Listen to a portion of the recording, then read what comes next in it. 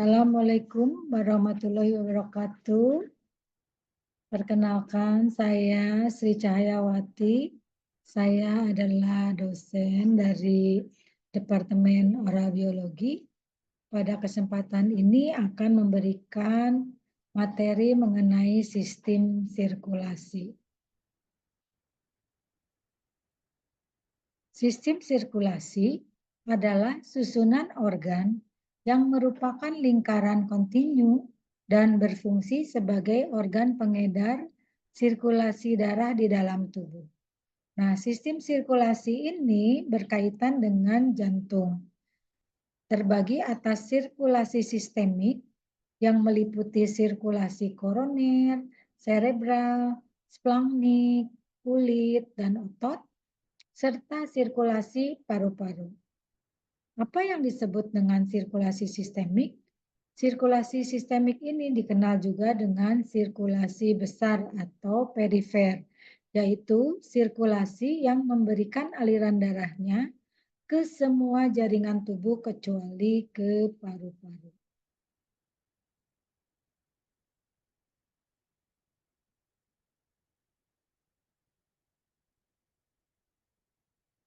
Nah, basic theory of circulatory function itu adalah the blood flow to its tissue of the body is almost always precisely controlled in relation to the tissue need.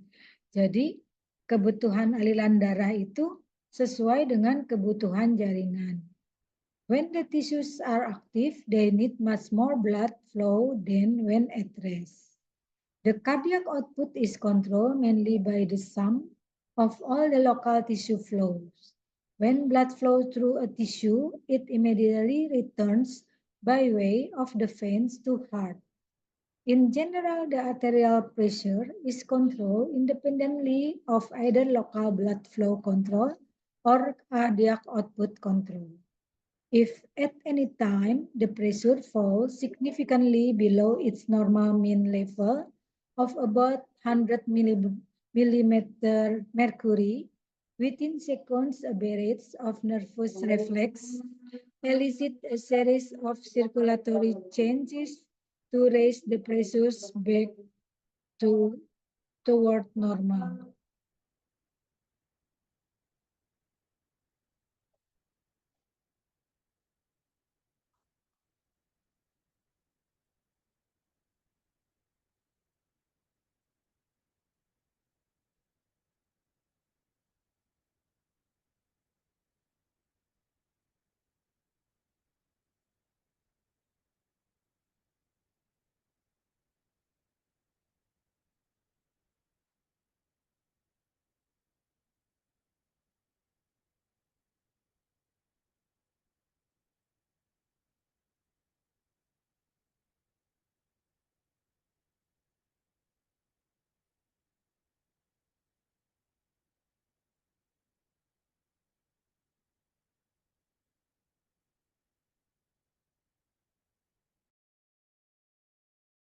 Baiklah, kita mulai kembali. Sekarang mengenai hubungan antara tekanan, aliran, dan resistensi. Blood flow itu berarti means simply the quantity of blood that passes a given point in the circulation in a given period of time. Blood flow is expressed milliliter per minute or liter per minute. The overall blood flow in the circulation in adult person at rest is about 5,000 milliliter per minute. This is called cardiac output. It is the amount of blood pumped by the heart each minute. What's the meaning of blood pressure? Blood pressure almost always is measured in milliliter of mercury, millimeter mercury. Blood pressure means the force exerted by the blood against any unit area of the vessel walls. Resistance to blood flow. Units of resistance. Resistance is the impediment to blood flow is in a vessel. Resistance must be calculated from measurement of blood flow and pressure difference between 2 points in the vessel. If the pressure difference between 2 points is 1 millimeter mercury and the flow is 1 millimeter per second, the resistance is said to be one peripheral resistance unit, usually abbreviated PRU. The red blood flow through the entire circulatory system is equal to the rate of blood pumping by the heart. In the adult male, this is close to 100 milliliter per second. The pressure difference from the systemic artery to the systemic vein is about 100 millimeter mercury.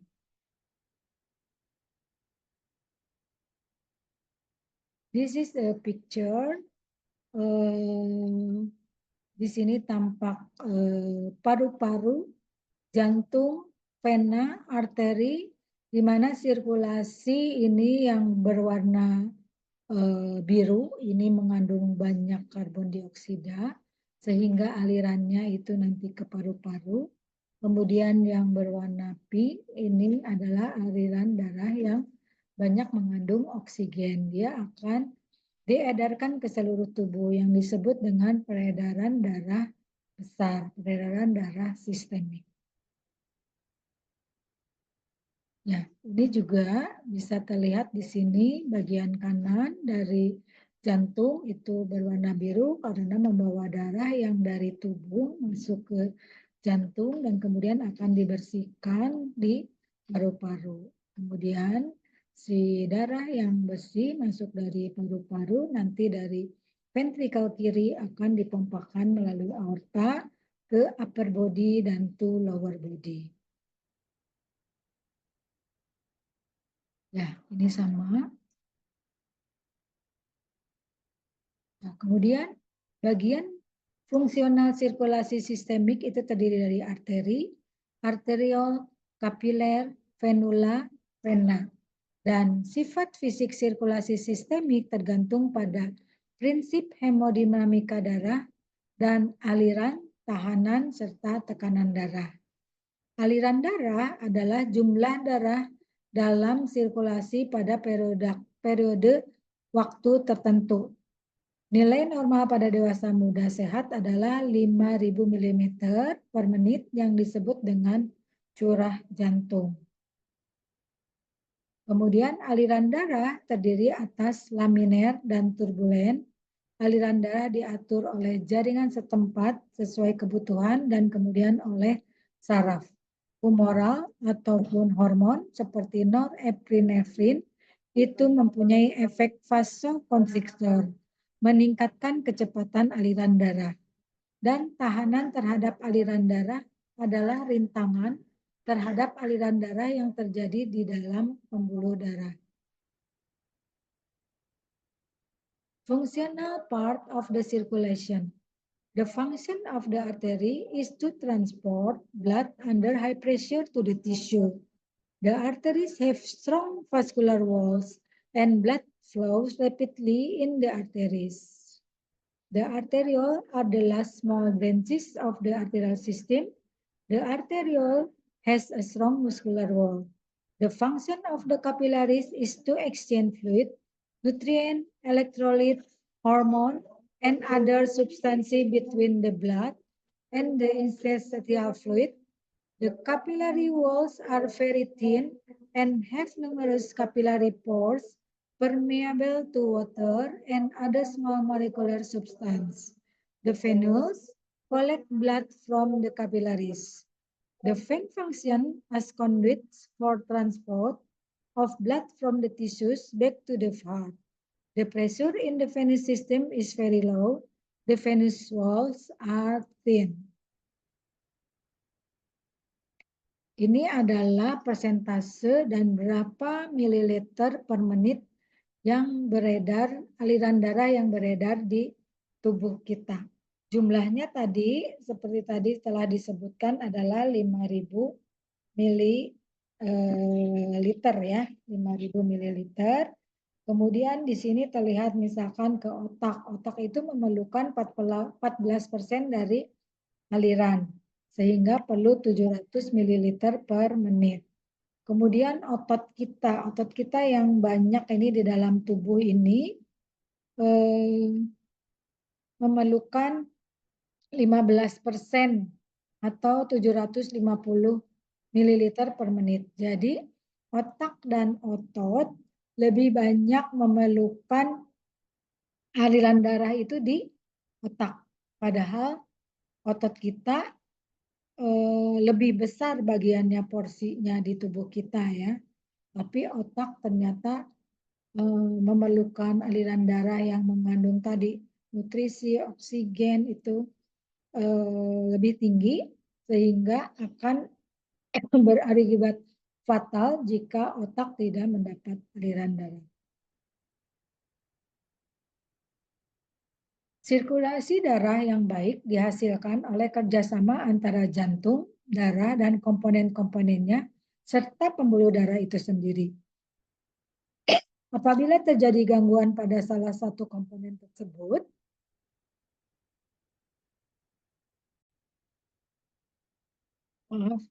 sirkulasi darah yang baik dihasilkan oleh kerjasama antara jantung, darah, dan komponen-komponennya, serta pembuluh darah itu sendiri. Apabila terjadi gangguan pada salah satu komponen tersebut, maka sirkulasi darah akan terganggu. Akibatnya, suplai darah tidak mencukupi kebutuhan dan lebih lanjut dapat menyebabkan serangan jantung, stroke, ataupun fungsi organ tubuh lainnya. Untuk itu, peredaran darah yang lancar sangat penting bagi kesehatan kita. Tekanan darah atau tekanan arteri. Tenaga yang digunakan oleh darah terhadap setiap satuan daerah pada dinding pembuluh darah terdiri dari tekanan sistolik dan diastolik. Biasanya nilai untuk dewasa muda normal adalah 120 per 80 mm Hg. Perbedaan kedua tekanan itu 120 dikurangi 80 adalah 40 mm Hg disebut dengan tekanan dadi. Tekanan darah seseorang ini dipengaruhi oleh umur, sikap tubuh, kerja otot, emosi, obat-obatan. Nah, bagaimana kita dapat mengukur tekanan darah? Bisa melalui metode auskultasi, metode palpasi, atau kombinasi dari nomor 1 dan 2, auskultasi palpasi, metode flash, metode ultrasonik, dan metode intraarteri. Clinical method for measuring systolic and diastolic pressure yang pertama adalah auscultatory method. Bagaimana caranya? Jadi, the stethoscope is placed over the antecubital artery and blood vessel cuff is inflated around the upper arm. As long as the cuff compresses the arm with so little pressure that the artery remains distant with blood. No sound are heard from the artery by the stethoscope. However, when the cuff pressure is great enough to close the artery during part of the arterial pressure cycle, a sound then is heard with its pulsation. The sound are called Korokov sound. In determining blood pressure by the auscultatory method, the pressure in the cuff is first elevated well above arterial systolic pressure. Then the cuff pressure gradually is reduced.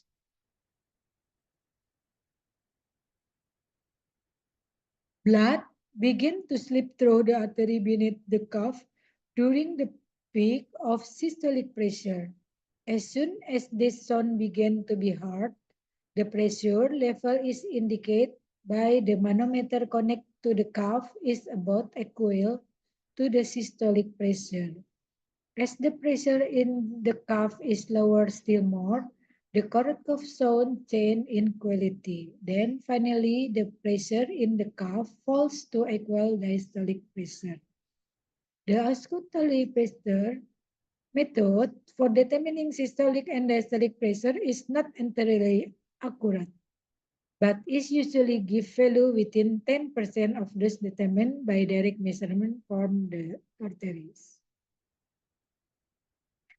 Effect of iron and other chemical factor on vascular control.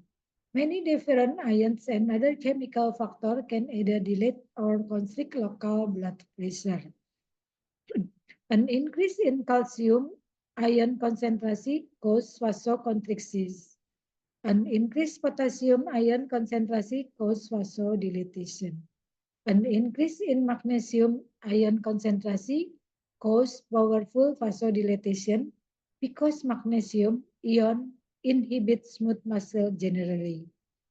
Acetate and citrate, both of which cause mild degrees of vasodilatation. An increased hydrogen ion concentration causes dilatation of the arteriole.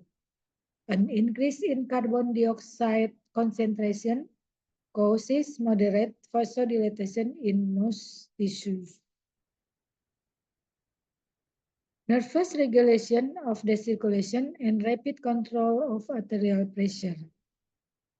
Nervous regulation of the circulation, redistributing blood flow to different areas of the body, increasing pumping activity of the heart, providing very rapid control of arterial pressure.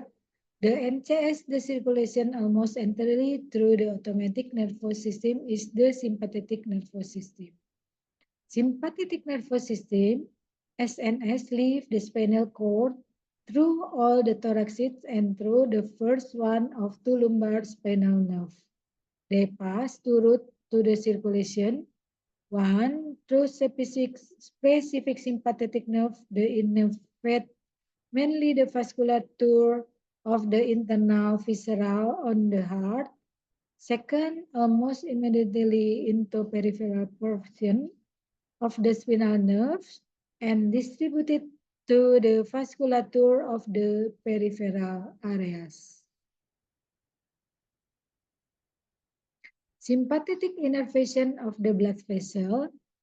The innervation of the small arteries and arteriole allows sympathetic stimulation to increase the resistance to blood flow and thereby to decrease the rate of blood flow through the tissue.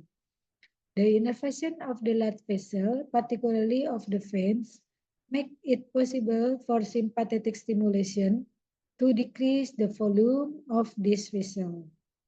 Parasympathetic control of heart function, it plays only a minor role in regulation of the circulation. Principally, parasympathetic stimulation causes marked decrease of heart rate and slight decrease in heart muscle contractility. Vasomotor center located bilateral mainly in the reticular substance of the medulla and of lower third of the pons. The important areas in the center as follows. First, a vasoconstrictor area located bilaterally in the anterolateral portion of the upper medulla.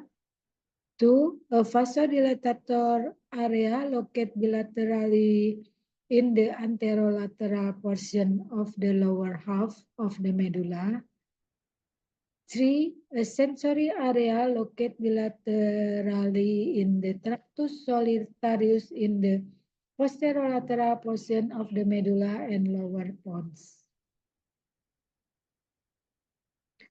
Reflex mechanism for maintaining normal arterial pressure. The nervous mechanism for arterial pressure control is the baroreceptor reflex. The reflex is initiated by straight receptor called either baroreceptor or presoreceptor, which are located in the walls of several of the large systemic arteries.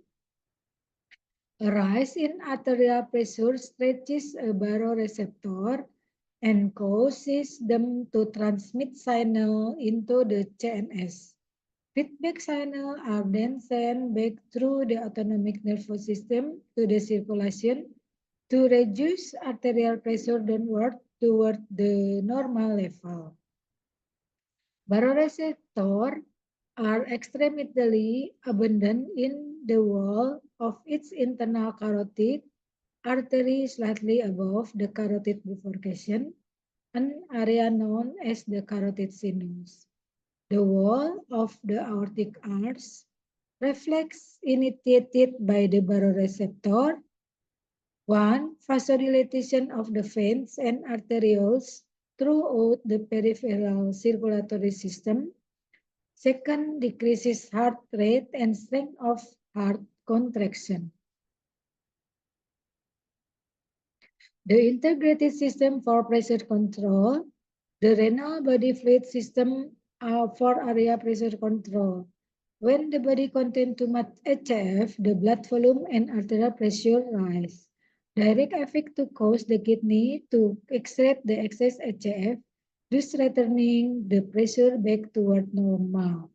The mechanism set the long-term, week after week or month after month arterial pressure level. Increase HCF volume, increase blood volume, increase mean circulatory filling pressure, increase venous return of blood to the heart, increase cardiac output, increase arterial pressure. Hypertension, mean arterial pressure greater than 90 millimeter mercury for diastolic blood pressure, and the systolic pressure is greater than 135 millimeter mercury. Severe hypertension, the mean arterial pressure can rise to 150 until 170 millimeter mercury. The renin-angiotensin system, aside from the capability of the kidney to control arterial pressure through change in HCF volume, the kidney also have another powerful mechanism for controlling pressure. It is the renin-angiotensin system. Renin is a small protein enzyme released by the kidney when the arterial pressure falls too low. Decreased arterial pressure, secret of renin from kidney, change the renin substrate to angiotensin 1, kemudian renal retention of salt and water, terjadilah vasokonstriksi sehingga meningkatkan or increase arterial pressure. Feedback decrease in activity of the renin-angiotensin system, increase salt intake, increase extracellular volume, increase arterial pressure, decrease renin and angiotensin, decrease renal retention of salt and water, return of extracellular volume moles to normal, return of arterial pressure moles to normal. Kelainan tekanan darah. Hipertensi merupakan kelainan darah yang merupakan istilah dari tekanan darah tinggi. Tekanannya meninggi di dalam pembuluh darah yang akan menimbulkan kerusakan pada dinding pembuluh darah. WHO menetapkan tekanan darah normal itu antara 120 sampai 80 mm Hg. Kemudian ketika masuk ke hipertensi perbatasan nilainya 140 per 90 mm Hg. Kemudian ada yang disebut dengan hipertensi ringan diastolik, hipertensi sedang diastolik, dan hipertensi berat diastolik itu adalah nilai diastolik yang lebih tinggi dari 90 mm Hg. Types of hypertension. Yang pertama adalah one kidney gallbladder hypertension. Itu ada two kidney gallbladder hypertension. Jadi hipertensi ini also often result when the artery to one kidney is constricted while the artery to the other kidney is normal. Biasanya disebabkan oleh disease kidney that secrete renin chronically, hypertensi caused by coarctation of the aorta, hypertensi in toxemia of pregnancy, neurogenic hypertension, dan essential hypertension. Efek hipertensi pada tubuh dapat merusak dua efek primer, yaitu peningkatan beban kerja jantung sehingga jantungnya mengalami hipertrofi, kemudian bisa kerusakan arteri karena tekanan berlebih sehingga bisa menjadi sklerosis. Dan jenis hipertensi disebabkan oleh berkurangnya massa ginjal, sekresi aldosteron yang berlebih, ginjal gallbladder, berkurangnya koefisien filtrasi glomerulus, gangguan saraf, ataupun glomerulosklerosis atau hipertensi esensial. Kemudian kita masuk ke denyut nadi atau pulse, normalnya 70 sampai 60 kali per menit. Nah, ini juga ditentukan atau dipengaruhi oleh kerja otot, suhu tubuh, emosi maupun obat-obatan. Bagaimana cara mengukurnya? Yaitu dengan metode palpasi. Denyut nadi dapat dirasakan pada arteri karotis, arteri temporal, arteri brachialis, arteri radialis, arteri facialis, arteri pedistalsis, arteri femoralis, dan arteri polypedia. Kelainan denyut nadi, biasanya ini denyut yang lemah, itu menunjukkan tekanan nadi sentral yang sangat berkurang. Kemudian ada yang disebut dengan pulsus paradoxus, ini denyut nadi kadang-kadang kuat, lemah, kuat lagi. Kemudian pulsus defisit, irama jantung sangat tidak teratur, arteri radialis tidak teraba. Pulsus alternans, jantung berdenyut sangat kuat, kemudian lemah pada denyutan berikutnya. Kemudian ada yang pendapat lain, ini berdasarkan frekuensinya, disebut pulsus frekuen jika cepat, pulsus rarus jika lambat, besar gelombang denyut pada gambar, pulsus magnus jika gelombangnya besar, pulsus parvus jika kecil, ketajaman gelombang denyut, pulsus Heller jika tajam, dan pulsus tardus jika landai. Kemudian berdasarkan iramanya, ada yang reguler, teratur, berarti ada yang irreguler jika tidak teratur. Kemudian berdasarkan tegangannya, ada pulsus durus, tegangannya kuat, dan pulsus mollis jika tegangannya lemah.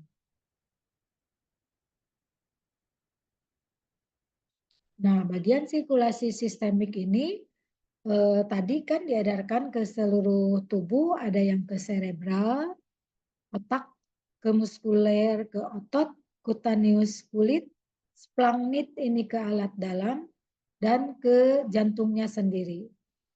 Kelainan sirkulasi sistemik, ada yang menyangkut sirkulasi cerebral seperti stroke, ada yang berkaitan dengan sirkulasi muskuler, itu bisa ketika kita melakukan gerak badan yang hebat, itu akan meningkatkan aliran darah 12 sampai 18 kalinya. Kemudian sirkulasi kutaneus, ada yang disebut dengan penyakit Raynaud, penyakit Buerger, arteriosklerosis perifer, yang menyangkut sirkulasi splaghnit itu ada sirosis hepatis. Jadi ini karena sumbatan aliran darah porta, bisa disebabkan karena alkohol, racun, atau hepatitis. Kemudian sirkulasi koroner, ini jantung ischemik, angina pectoris, yang menyangkut sirkulasi paru-paru bisa disebabkan karena pengangkatan salah satu paru-paru sehingga bisa menyebabkan bronkusnya tersumbat. Cardiac output, venous rhythm, and deregulation. Cardiac output is quantity of blood pumped into the aorta each minute by the heart. Cardiac output is perhaps the most important factor that we have considered in relation to the circulation. Venous return is the quantity of blood flowing from the veins into the right atrium each minute. The venous return and cardiac output must be equal to each other except for a few heartbeats at the time when blood might be temporarily being stored in or removed from the heart and lung. Therefore, the following factor, among others, directly affect cardiac output is the level of the body metabolism, whether the person is exercising, the person age, size of the body. For young, healthy men, resting cardiac output is 5.6 liter per minute. For women, the value 10 to 20% less. Cardiac output for resting adult is 5 liter per minute. Cardiac output, the formula of cardiac output is arterial pressure per total peripheral resistance. Cardiac failure means simply failure of the heart to pump enough blood to satisfy the needs of the body, caused by damaged heart valve, external pressure around the heart, vitamin B deficiency, primary cardiac muscle disease, hypoeffective heart pump, ischemic heart disease. Factor that cause hyper or hypoeffective heart, factor that cause hypereffective heart, effect of the nervous excitation to increase heart pumping, increase heart pumping, effectiveness caused by heart hypertrophy. Factor that cause hypoeffective heart, inhibition of nervous excitation of the heart, pathological factor that cause abnormal heart rhythm or heart rate, heartbeat, valvular heart disease, increased arterial pressures again with the heart mass pump, congenital heart disease, myocarditis, cardiac anoxia, or diphtheria or other types of myocardial damage or toxicity. Some condition that can decrease the peripheral resistance and the same time increase the cardiac output to above normal, beriberi, arteriovenous fistula, hyperthyroidism, or anemia. Mikrosirkulasi adalah unsur sistem sirkulasi yang terletak di dalam jaringan setempat dan berhubungan dengan jaringan lain sekitarnya. Struktur mikrosirkulasi adalah arteriol, metarteriol, kapiler, and venular. Pengaturan mikrosirkulasi oleh jaringan sendiri, saraf, dan hormon. Kardiovaskuler dalam aspek klinis ilmu kedokteran gigi ada yang disebut dengan sinkop, artinya penghentian, pemendekan, atau terhenti sebentar. Terjadi kehilangan kesadaran yang tiba-tiba, singkat, disertai penurunan tonus otot. Ada bermacam-macam sinkop, yaitu sinkop vasodepresi, sinkop sinus karotikus, kemudian mengenai shock, ini ada berbagai macam shock, yaitu shock sirkulasi, shock hemoragik atau shock hipovolemik, shock neurogenik berhubungan dengan saraf, shock anafilaktis karena alergi, shock septik karena keracunan, dan shock traumatik karena trauma yang berat. Circulatory shock and physiology of its treatment. Circulatory shock means generalized inadequate of blood flow through the body to the extent that the body tissue are damaged because of too little flow, especially because of too little delivery of oxygen and other nutrients to the tissue cell. Even the cardiovascular system itself, the heart musculature, walls of the blood vessel, vasomotor system, and other circulatory part begin to deteriorate, so that the shock is likely to become progressively worse. Physiological causes of shock, circulatory shock that occur without diminished cardiac output, circulatory shock caused by decreased cardiac output, states of shock, a non-progressive state, a progressive state, and an irreversible state. The cause of shock, hypovolemia or hemorrhagic shock, neurogenic shock, anaphylactic shock, septic shock. Physiology treatment in shock, replacement therapy, treatment of shock with sympathomimetic drugs, or other therapy like treatment by the head-down position, oxygen therapy, or treatment with glucocorticoid.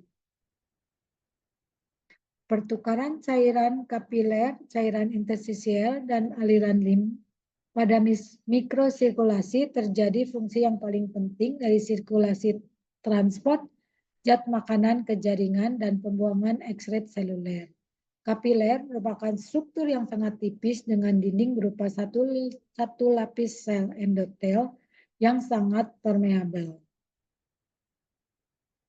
Proses yang dipakai untuk memindahkan zat ini adalah difusi. Zat yang larut dalam lemak dapat berdifusi langsung melewati linding sel endotelial kapiler. Zat yang larut dalam air dapat berdifusi melewati pori-pori interseluler.